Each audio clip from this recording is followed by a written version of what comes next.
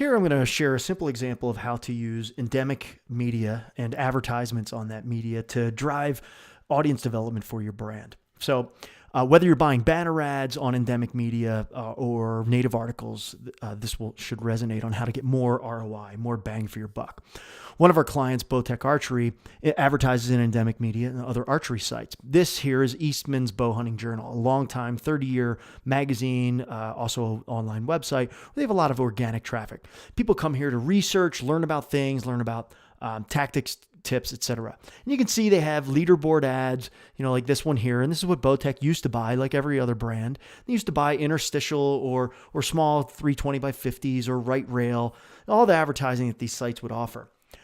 But one thing that we proposed is we said, hey, look, let's write a native article. You write an article or give us an article and we'll advertise and we'll own that article. So all traffic to that article for a month or 45 days, whatever the engagement and the paid period it is.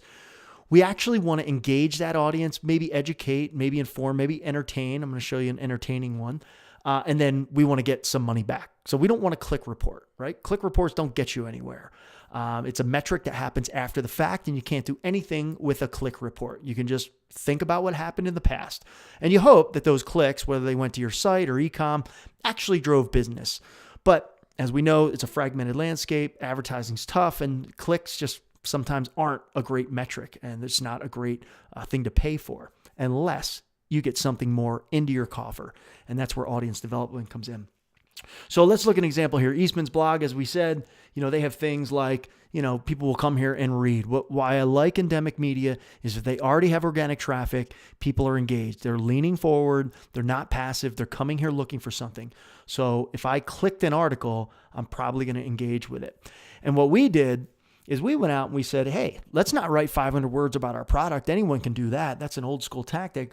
Why don't we give them this educational yet fun quiz? So this is one of our experiences embedded inside of Eastman's blog.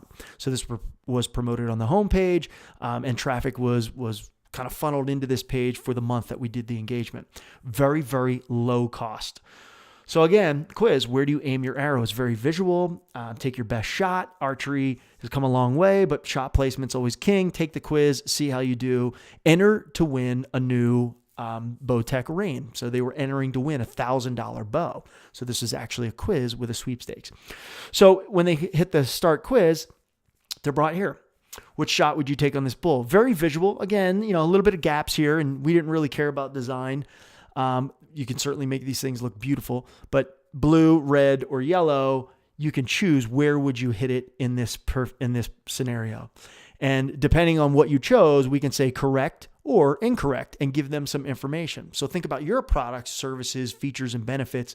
If you have the best kombucha on the planet or the best CBD product or, the best service, how could you ask people or inform people about your product category and tell them why you differentiate with this kind of pop-up correct or incorrect answer? And then you do that maybe 5-6 times, 3, 4, 5 times, questions, quizzes. And then it really comes down to this. This is really what you're getting for your money with your spend on this endemic media. So we gave Eastman's X amount of dollars. And then before you show your results, sign up and win a Bowtech Rain 6. That was their flagship bow that year. Again, $1,000 carrot we're dangling. People give us their name, email, cell phone. You could also add more information here. Are you an archer? Are you active? Do you hunt? Or you just target shoot? Are you a super kombucha drinker? Do you know what CBD is, or do you need more information about it? So psychographic information along with their demographic and PII. And then the experience, we show them the results. That's just endemic to this quiz example I'm showing you. Hey, you got 0 out of 7 right. Maybe you need some more help, a customized answer. And depending on how many they got right, if you use a quiz, you might have a content feed waiting in the wings. So you could send them, hey, if you don't know anything about CBD, we have an email feed for you, a drip marketing. 3 emails over the next month are going to tell you what CBD is, why it's great, and why you need it, and why we're the brand that should be, providing that for you. You see this social pop-up, social viral. On some of these sweepstakes, depending on the nature of your category and your audience, we see upwards of 40% of these entries that come in through this quiz coming from the social viral loop. So yeah, likes, shares, comments, that's a great, metric if you're just chasing old school on social. You put up a post, you pay an influencer to get some likes. Well, this is actually driving data. If I share this out on Facebook that I just took this shot placement quiz, my friends that will see it land back here at the beginning of the Eastman's quiz. They take it and the cycle repeats. But as we know, everyone's giving us our data and they're entering to win. On this particular example here, just to share some numbers, this was less than $2,000 spend and we generated over 14,000 unique entries. So what would you want to know? What would you want to ask? And how would your database benefit if you could get people to take these quizzes, share the viral loop, and also see your products? We can serve up your products at the end of this.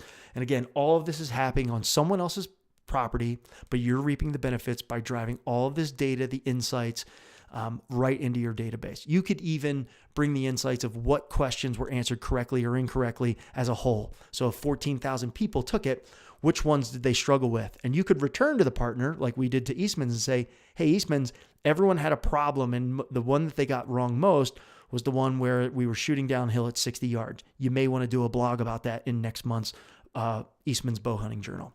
So true partnership goes both ways, but great way to get data out of an endemic paid media campaign.